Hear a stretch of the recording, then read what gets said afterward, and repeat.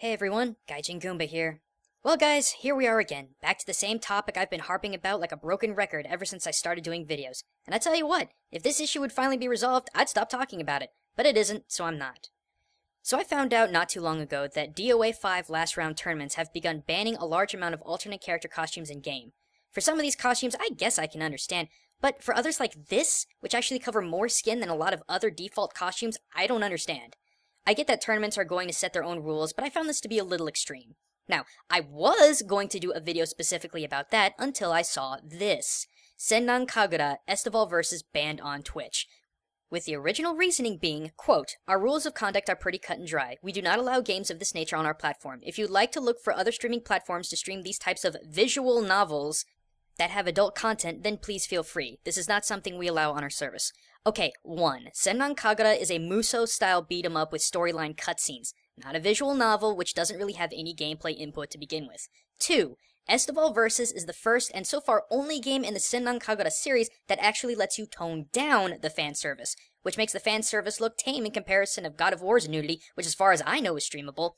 And yes, I know that there was a follow-up from Twitch saying that they are allowing the game to be streamed, but look at this. Quote, "Senran Kagura Estival Vs. is permitted for streaming, but you must adhere to our rules of conduct when doing so. Per our rules regarding sexually explicit acts or content, the sexually suggestive scenes in this game should not be the focus of your stream." So, tell me something. What exactly is sexually explicit acts or content? This wording is so generalized that anything ranging from a naked side boob to a bikini-clad butt could be taken as sexual content. So why am I making such a big stink about this? Because there is a massive double standard in gaming going on here that a lot of gamers are ignoring. We hold aloft gratuitously violent games that contain staggering levels of brutality, gore, and torture as being classic games with one hand, and condemn games with any amount of sexual content as being trashy and immature with the other. And I know what the initial reaction is going to be. I know that there are men and women alike that will complain that these kinds of games with these kinds of characters are poor representations of women. To that I answer with, look at how men are portrayed in trashy novels and chick flicks. Look at the men on Twilight, for crying out loud. Do you ladies honestly believe this is the bar set for what a man should look like? Of course you don't. It's a fantasy that shouldn't be taken seriously. Just like for some people, this is a fantasy that shouldn't be taken too seriously. But that's a whole other hypocrisy that cheeses me off that I'll save for another video. But let's compare and contrast how we gamers look at mature-rated content. We look wide-eyed at games like Mortal Kombat, breaking down all of the incredible ways we can brutally murder our opponents, highlighting in fine detail the number of ways we can shatter bones, remove organs, and split people in half. Yet, we sigh and moan about jiggle physics being introduced to Jill Valentine for Resident Evil Remastered. We look at games like GTA and literally laugh with each other about how you can chainsaw a hooker to get your money back, with little to no repercussions, but roll our eyes at the overly goofy and titillating transformation of Estival Vs.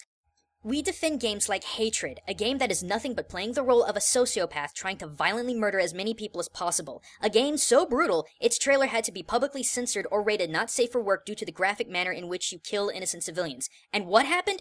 Gabe Newell himself put it back on Greenlight and apologized. Yet games with sexual themes on Steam are either pulled from Greenlight or are so heavily censored that it's not even the same thing as the final product. Do you see the hypocrisy here?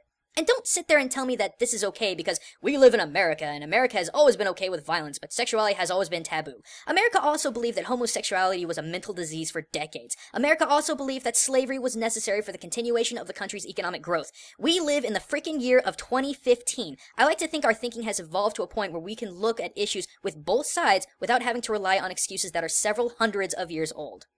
And look, if you personally enjoy games where you dismember people but shun games that have jiggle physics, that's fine. That's a personal preference, and you have the right to hold that preference. But you cannot, as a gamer, tell me that games like Hatred have a right to exist, but games like Galgun do not. That is hypocrisy of the highest degree. If we as gamers are going to claim that we believe in the freedom of art and expression in gaming, we need to do so without our fingers crossed behind our back. If we can stream Noob Saibot ripping Baraka in half by the legs, we should be allowed to stream goofy balloon side boob. If a developer wants to make a game that is to sell on violent shock value, developers should be allowed to make games that sell on sexual shock value.